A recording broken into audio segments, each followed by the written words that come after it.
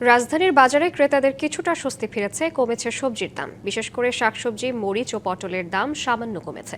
তবে পোলাও চাল সহ বিভিন্ন মশলার দাম কিছুটা বেড়েছে। এদিকে প্রতি লিটার সয়াবিন তেলের দাম বেড়েছে 4 থেকে 5 টাকা। তবে মাছ, মাংস, ব্রয়লার মুরগির দামে কিছুটা স্বস্তি এসেছে।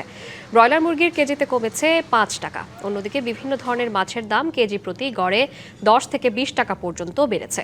মাঝারি আকারের ইলিশ বিক্রি হচ্ছে কেজি প্রতি 1200 টাকায়। গরুর মাংস 850 এবং খাসির মাংস বিক্রি হচ্ছে 1200 টাকা কেজি দরে। ডাল ও অন্যান্য নিত্য প্রয়োজনীয় পণ্যের দাম মোটামুটি স্বাভাবিক।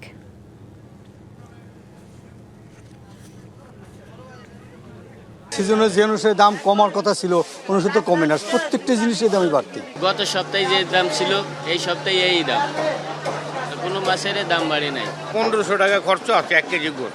তা আপনার ইনকামের দরকার কত?